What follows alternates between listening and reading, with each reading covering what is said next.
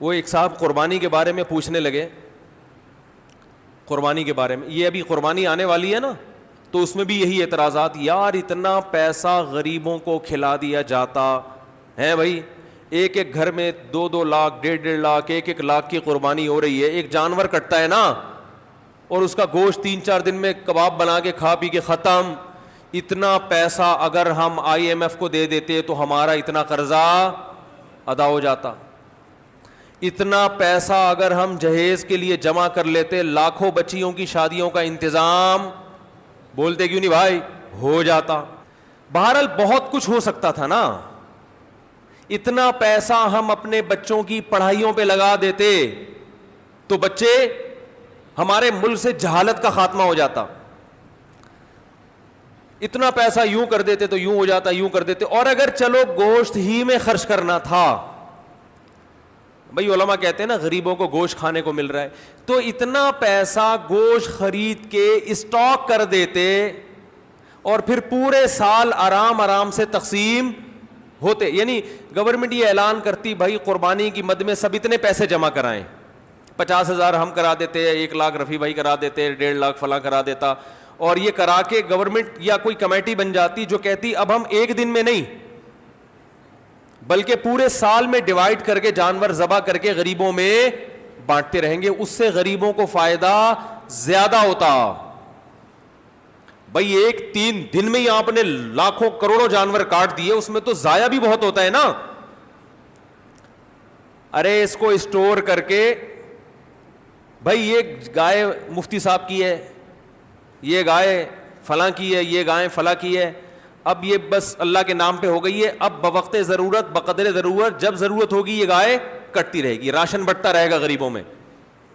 یہ 3 دن کے اندر اندر ہی کیوں، 3 دن کے اندر اتنا جانور جب آپ کاٹتے ہیں تو فائدے کے بجائے نقصان، بولو نا، زیادہ ہوتا ہے۔ معاشی لحاظ سے جانور کے گوشت کی قیمت بہت زیادہ اوپر چڑھتی ہے، جو ظاہری کیلکولیشن بتاتی ہے، حقیقت تو اللہ ہی جانتا ہے۔ ارے مجھے ایک بات بتاؤ نا یار، یہ بات بھی سمجھانا کوئی مشکل کام ہے؟ دیکھو آپ کے پاس 3 لاکھ روپے پڑے ہوئے ہیں یا 2 لاکھ روپے پڑے ہوئے ہیں، ماہرین معیشت کیا کہتے ہیں، وہ 2 لاکھ ایک دن میں خرچ کر لو یا پورے سال ڈیوائڈ کر کے خرچ کرو، زیادہ بہتر کون سا کیا عمل ہے؟ پورے سال ڈیوائڈ کرو، ایسا ہی ہے نا۔ تو آپ کے پاس اتنے جانور، کروڑوں گائے، بیل، بکرے، دمبے موجود ہیں، تو ماہر معیشت کہیں گے کہ 3 دن کے اندر کاٹ کے ان کے کباب بنا کے کھا جانا، اس سے بہتر ہے کہ ان کو پورے سال میں ڈیوائڈ کر دو، کچھ محرم میں کٹیں گے، کچھ سفر میں کٹیں گے، کچھ ربیع الاول میں کٹیں گے، اس سے گوشت کی قیمت بھی کیا رہے گی، ہمارے کنٹرول میں رہے گی، وافر مقدار میں غریبوں کو گوشت بھی ملتا رہے گا۔ عقل تو یہی کہتی ہے۔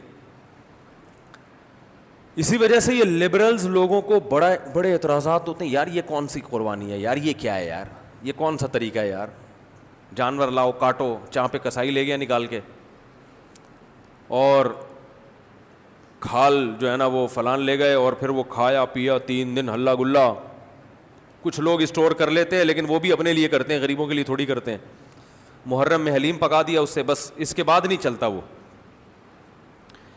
تو یہ کیا ہو رہا ہے؟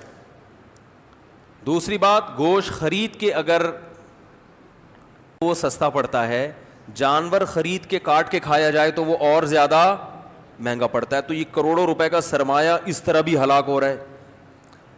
ارے یہی بکرا آپ عام دنوں میں خریدو آدھی قیمت پہ ملے گا، بلکہ گوشت خریدو تو اور سستا ملے گا، اور گوشت بھی اپنی مرضی کا ملے گا۔ جو سری پائے کے عادی نہیں ہیں وہ سری پائے نہ خریدیں، لیکن یہی آپ بقرعید والے دن خریدو تو ڈبل قیمت پہ۔ کیا خیال ہے بھائی؟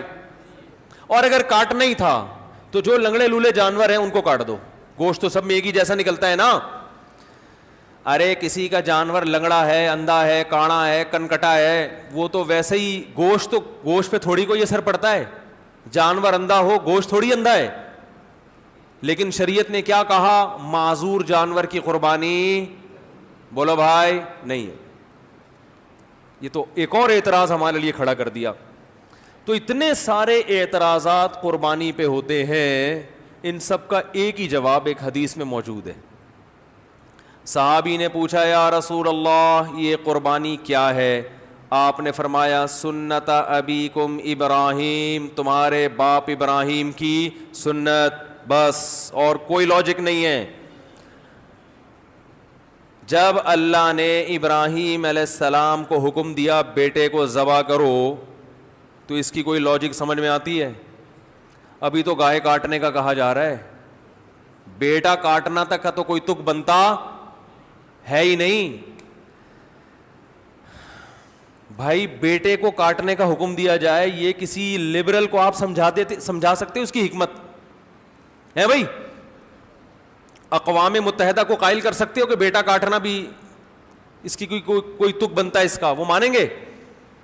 ہے بھائی کسی کو بھی بٹھا کے سمجھاؤ یار فلاں کو اللہ نے حکم دیا بیٹا کاٹو, تو آپ فوراً کہو گے یار ہو سکتا ہے وہ بیٹا چور ہو معاذ اللہ, یا وہ بیٹا اتنا بڑا مجرم ہو کہ اس نے کئی لوگ کاٹ چکا ہو. تو اب باپ کو کہا جا رہا ہے اس بیٹے کو کاٹو تاکہ مزید لوگ نہ کٹیں, ڈاکو ہو چور ہو ہے نہ. بھائی وہ بیٹا بھی کون ہے؟ اسماعیل پیغمبر کا بیٹا, اور جس کے بارے میں بشارت دی گئی تھی کہ بطور انعام کے دیا جا رہا ہے آپ کو, آپ کی قربانیوں کا صلہ ہے یہ بیٹا, بطور گفٹ, جس کے اچھا ہونے میں دو رائے نہیں ہو سکتی. ایسے بیٹے کے بارے میں حکم دیا جا رہا ہے ابا کو کہ اس بیٹے کو کیا کر دو؟ ذبح کر دو. آپ کہہ سکتے ہیں ہو سکتا ہے بچے کا امتحان لیا جا رہا ہو کہ یہ بچہ کتنے پانی میں ہے, کاٹنے کا اصل حکم نہ ہو بلکہ اللہ دیکھنا چاہ رہے ہو کہ بچہ آگے سے رسپانس کیا کرتا ہے. تو بچے نے جواب کیا دیا تھا؟ یا ابت افعل ما تؤمر, اے ابا جو کہا گیا ہے عمل کر لیں. تو بچہ ایگزام میں کامیاب ہو گیا, اب اللہ کہتے بس نہیں کاٹیں. ہے بھائی تو جیسے ابراہیم علیہ السلام کو حکم دیا اپنے بیٹے کو کاٹیں, اس کی لاجک کچھ بھی نہیں ہے سوائے اس کے کہ ابراہیم بھی اللہ کے, بیٹا بھی اللہ کی مخلوق پہلے ہے, ابراہیم کا بیٹا بعد میں. تو اللہ کہہ سکتا ہے بھائی میں تو ویسے بھی کسی کو کسی وقت موت دے سکتا ہوں, آپ نہیں کاٹیں میں کسی اور حادثے سے ہلاک کر دوں. یہ تو مجھے اختیارات ہے نا, دیا بھی تو میں نے. یہ ثابت کرنے کے لیے کہ ابراہیم تو میرا بندہ ہے اور تیرا بیٹا بھی میرا غلام ہے. غلام کو جب حکم دیا جاتا ہے تو اس کے پاس کیوں کا آپشن نہیں ہوتا, بس یہ ثابت کرنے کے لیے کاٹو. تو ہمیں حکم دیا جا رہا ہے کہ بیٹے مت کاٹو بلکہ بیٹے تو مزید پیدا کرو, نسل بڑھانے کا حکم ہے نا, لیکن بیٹے کے بدلے میں جانور کاٹو. اور اس جانور پہ جو اعتراضات ہوں کہ کیوں کاٹنے کا حکم دیا جا رہا ہے, اتنے پیسے سے غریب کی شادی کرا دیتے. ایک تو غریب کی جب بھی مثال آتی ہے شادی کی آتی ہے بیچارے کی مثال, کیونکہ غریب کے ہر مسئلہ حل ہوتا ہے, شادی نہیں ہوتی بیچارے کی. غریب کو روٹی بھی مل جاتی ہے, لوگ زکوٰۃ فطرہ دے دیتے ہیں غریبوں کو, میں نے دیکھا ہے, بلکہ دیتے ہی غریبوں کو ہیں, تلاش کر کر کے غریبوں کو دیتے ہیں. ہر کام علاج بھی ہو جاتا ہے. غریب کا مسئلہ اٹکتا کہاں ہے؟ رشتہ لینے جائے گا, جتنا بھی ترس آ رہا ہو نا آپ کو, آپ بولے گا بھائی تو یہ 1 لاکھ مزید لے لے, پتلی گلی سے نکل یہاں سے, بیٹی نہیں دوں گا. تو غریب کے سارے مسائل کہاں کے کھڑے ہوتے ہیں. اس لیے میں مثال دیتا ہوں, غریب کی شادی نہیں ہوتی اس کی بیچارے کی, رشتہ نہیں دیتا کوئی, تو غریب بھی نہیں دے رہے ہوتے. کمال کی بات یہ ہے غریب بھی نہیں دے رہے ہوتے اس کو. تو اس لیے میری زبان سے نکلتا ہی یہی لفظ ہے ہمیشہ. ہاں تو میں یہ عرض کر رہا تھا کہ لوگ کہہ سکتے تھے کہ یہ جو تم نے 1.5-2 لاکھ کا بیل خریدا ہے, اس سے کسی غریب کی ہی شادی کرا دیتے, یا کھانا کھلا دیتے, یا کسی غریب بچی کو جہیز دے دیتے, یا فلانا کر دیتے, تو ڈمکانا کر دیتے. تو آپ ان سے بولو بھائی جب ابراہیم علیہ السلام کو اللہ نے حکم دیا تھا بیٹے کو ذبح کرو, تو ابراہیم علیہ السلام بھی اس قسم کے اشکال اگر کر لیتے تو وہ اللہ کے خلیل نہ بنتے, وہ معاذ اللہ نقل کفر شیطان کے دوست بن جاتے. تو آپ مجھے بھی شیطان کا دوست بنانے کی کوشش نہ کریں. اللہ نے حکم دیا کہ کاٹو تو میں کیا کروں گا؟ کاٹوں گا. اور حج میں تو اس سے بھی زیادہ عجیب معاملہ ہوتا ہے. یہاں تو ہم گوشت کھا بھی لیتے ہیں, کھلا بھی دیتے ہیں, مینا میں جو کروڑوں لاکھوں جانور ذبح ہوتے ہیں وہ تو بیچارے اکثر ضائع ہو جاتے ہیں. لیکن عقل پرستوں کو اللہ نے یہاں ایک جواب دیا ہے کہ تم جو یہ فلسفے کیلکولیٹر لے کے بیٹھتے ہو نا کہ اتنے جانور اگر یوں ایکچولی یوں ہو جاتا تو ہر سال اگر کٹتے تو ایکچولی گوشت کی قیمتیں کنٹرول میں رہتی ہیں اور ایکچولی یوں ہوتا اور اس سے اتنے غریبوں کے پیٹ بھر جاتے اور اس سے تو جانور ختم ہوتے ہیں. تو اللہ نے ابراہیم علیہ السلام کی سنت میں بتا دیا کہ ابراہیم نے اپنے بیٹے کو ذبح کرنے کے لیے لٹایا تھا نا, تو سب سے زیادہ نسل چلی کس کی ہے؟ اسماعیل کی. اور برکت کس میں ہوئی؟ اسی بیٹے میں. آئی بات سمجھ میں؟ کوانٹٹی کے لحاظ سے بھی اور کوالٹی کے لحاظ سے بھی. آج بھی دنیا میں خاندان افرادی قوت کے لحاظ سے سب سے زیادہ سید ہیں دنیا میں, جن کو شاہ بھی کہا جاتا ہے, سید بھی کہا جاتا ہے, افرادی لحاظ سے بھی. اور روحانی اعتبار سے سید الانبیاء محمد صلی اللہ علیہ وسلم اللہ نے حضرت اسماعیل کی اولاد میں پیدا کیے. تو پتا چلا کہ بھائی جو اللہ کے لیے کٹے گا بڑھے گا بھی, بولو نا وہی. کتے تو 12 بچے دیتے ہیں اور کئی سال ہو گئے کہ ایم سی والے نہیں مار رہے, پھر بھی اتنے نہیں ہوئے ہیں بھائی, یہ تو اللہ کا فضل ہو گیا. لیکن گائے, بیل, بکرے, دمبے روزانہ کروڑوں کی تعداد میں کٹتے ہیں, اتنے کہ ہمارے تصور سے جب بھی شنواری جاؤ گے 8-10 بکرے لٹکے ہوئے نظر آئیں گے آپ. ہر ہوٹل پہ یہی ہے. او بھائی سال میں ایک بچہ دیتی ہے بکری یار, گروتھ ریشو کیا ہے؟ ایک بچہ سال میں. کٹ روزانہ رہا ہے, روزانہ. کمیلا جاؤ نا کبھی, کراچی کے کمیلے جاؤ, روزانہ بچڑے 2 دانت کے وہ لائن لگی ہوئی ہوتی ہے. او بھائی یہ تو 2 سال میں ایک پیدا ہوتا ہے ہیں. یہ مرغیوں کی طرف 24 انڈے تھوڑی دیتی ہیں بکریاں اور گائے کہ 24 بھینسیں نکل رہے ہیں اس میں سے. اتنا کٹ رہا ہے, اتنا کٹ رہا ہے, اتنا کٹ رہا ہے. اور پھر بقرعید کے 3 دنوں میں دیکھو اور پھر حج میں دیکھو, ختم ہونے کا نام بولو بھائی نہیں لے رہا. یہ ہے کوانٹٹی کے اعتبار سے برکت, اور کوالٹی کے اعتبار سے برکت دیکھو. جو طاقت صحت اللہ نے ان 4 جانوروں کے گوشت میں رکھی ہے وہ کسی اور کے گوشت میں نہیں ہے. مرغی کھانے سے طاقت, بول لو, مرغی کچھ نہیں بگاڑ سکتی آپ کا. ان مرغیوں میں دم ہی ختم ہو گیا ہے. یہ آپ کو کیا, آپ ان کے خلاف جتنا بھی احتجاج کرو یہ کچھ نہیں کرے گی. بکرے کے خلاف بولنے سے پہلے سوچنا. صحیح بتا. روحانی برکت بھی ہے. میں اکثر ایک مثال دیتا ہوں نا, وہ ہم جب چھوٹے بچے تھے تو شعیب اختر تھا بہت فاسٹ بالر, تو اس کی بالنگ کا سنتے تھے. میں تو نہیں دیکھتا تھا اس وقت ٹی وی, تو سنتے تھے بہت فاسٹ بالر ہے. تو اس دور میں انڈیا کے کسی شعیب اختر, کیا میں نے بولا, ایکٹر بولا, ایکٹر نہیں کھلاڑی. انڈیا کے اس دور میں کسی کھلاڑی کا انٹرویو آیا کہ پاکستان کے پاس اتنے فاسٹ بالر ہیں, آپ کے پاس کیوں نہیں ہے؟ تو انڈیا کے اس کھلاڑی نے کہا کہ شعیب اختر گوشت کھاتا ہے, ہم گوشت, بولو بھائی, نہیں کھاتا. واگا بارڈر پہ چلے جاؤ, گوشت کا سبزی سے مقابلہ آپ کو نظر آئے گا وہاں. میں 2 دفعہ واگا بارڈر پہ گیا ہوں, بار بار دل چاہتا ہے, لیکن اب چونکہ ذرا مشہور ہو گئے ہیں تو ہر آدمی وہ پھر تصویریں لے کے ڈالنا شروع کر دیتے ہیں, اور ایک عجیب ہی. تو واگا بارڈر پہ آپ جائیں, ایک طرف گوشت نظر آئے گا, دوسری طرف بولو بھائی سبزی. آوازوں میں دم دیکھو, ایک کی دھاڑ جیسے شیر دھاڑ رہا ہے, قد ہے بھائی جیسے بیل. تو یہ برکت کس کی ہے؟ گوشت کا مقابلہ سبزی سے دیکھنا, سبزی سے کرنا ہے تو ابھے نندن کی چائے دیکھ لو.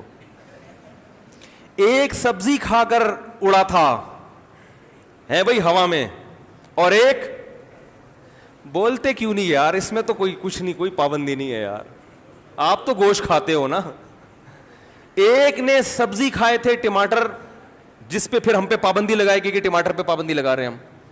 لگا دو پابندی, گائے پہ پابندی نہ لگانا. انڈیا نے دھمکی دی تھی نا ہم تمہارے ٹماٹر بند کر دیں گے, تو ہمارے یہاں تو ٹومیٹو کیچپ میں ٹماٹر نہیں ڈلتا.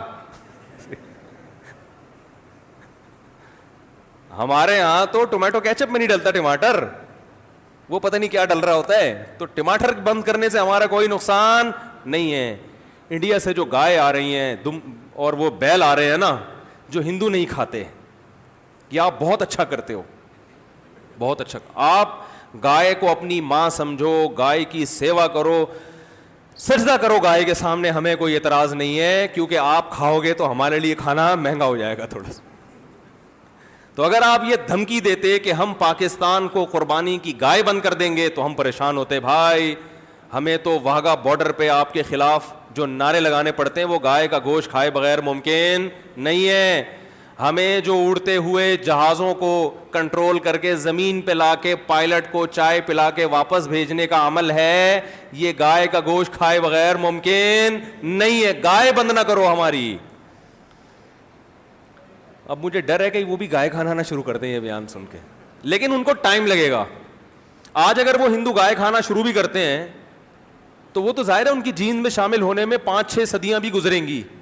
ہم تو ہزاروں سال سے کھا رہے ہیں بھائی. ابھی آپ کو گائے کھا کے بھی ہمارا مقابلہ کرنے میں 200-400 سال لگیں گے. یہ گائے. باقی آپ کہہ سکتے ہیں وہ گائے کھانے سے کولیسٹرول بڑھتا ہے, وہ اس لیے بڑھتا ہے کہ وہ پھر کام جہازوں والے نہیں ہو رہے نا. سارے تھوڑی ابے نندن کے مقابلے میں ہوا میں یا واگا بارڈر پہ پریڈ کر رہے ہیں. زیادہ تر تو گائے کھا رہے ہیں اور کمپیوٹر کے آگے بیٹھ کے بس یہ انگلیوں کی جو مسل ہے نا ان کی ایکسرسائز ہو رہی ہے. اس کے لیے گائے کھانے کی ضرورت بولو بھائی نہیں ہے. آفس میں بیٹھے ہوئے ٹھش پش, تو اس سے کیا ہوگا؟ تو پھر وہ ظاہر ہے پھر تو پھٹو گے. گائے پھر یہ گائے کی توہین ہے. یہ جو گائے کا گوشت کھانے سے کولیسٹرول بڑھتا ہے یہ گائے کے گوشت کی توہین کی وجہ سے بڑھتا ہے. کیا آپ نے بڑا گوشت کھایا, کام بڑے نہیں, کام چھوٹے چھوٹے مرغیوں فارمی مرغی جیسے کام کر رہے ہیں آپ, اس لیے کولیسٹرول بڑھتا ہے, ہارٹ اٹیک ہوتا ہے. بڑا گوشت وہ کھائے جو کام کیا کرے, بڑے کرے, جو فضاؤں میں جہازوں پہ قبضہ کرے, پائلٹوں کو آسمانوں سے نیچے اتارے اور PIA کے جہاز لے جا کے. اللہ کی پناہ یار, یہ بھی ہمارے یہاں ہو رہا ہے. اس میں گائے کا قصور نہیں ہے, یہ PIA والوں کا ذاتی قصور ہے. تو خیر میں یہ عرض کر رہا تھا کہ نبی صلی اللہ علیہ وسلم نے فرمایا یہ قربانی کیا ہے, تمہارے باپ ابراہیم کی سنت. اس میں بتا دیا کہ قربانی وہ کرے گا جو اپنے آپ کو اللہ کا غلام سمجھتا ہے کہ میرے رب نے جس بات کا مجھے حکم دے دیا میں اس کا پابند ہوں, میری سمجھ میں آئے یا نہ آئے. اور آپ دیکھو کیسا عجیب حکم ہے, 3 دن تک آپ جانور کاٹ سکتے ہو, تیسرے دن کا سورج غروب ہوا اب آپ جانور نہیں کاٹ سکتے. وہ کاٹنا عبادت نہیں ہے. اب وہ ایک جانور ہے, گوشت کھانا ہے تو کاٹ لیں, نہیں کھانا تو چھوڑ دیں, قربانی نہیں ہوگی. حالانکہ وہی جانور ہے, وہی نیت ہے, لیکن اللہ نے کہا نہیں یہ عبادت ہے. عبادت ٹائم کے اندر ہوتی ہے, ٹائم جو جس چیز کا ٹائم ہے اسی ٹائم پہ. عید کی نماز عید کے دن ہوگی, آج اگر کوئی عید کی نماز پڑھنا چاہے تو تھوڑی ہوگی. تو اسی طرح یاد رکھیں جیسے اللہ نے قربانی کا حکم دیا یہ بتانے کے لیے کہ اس حکم پر وہی عمل کریں گے جو مجھے اپنا رب سمجھتے ہیں.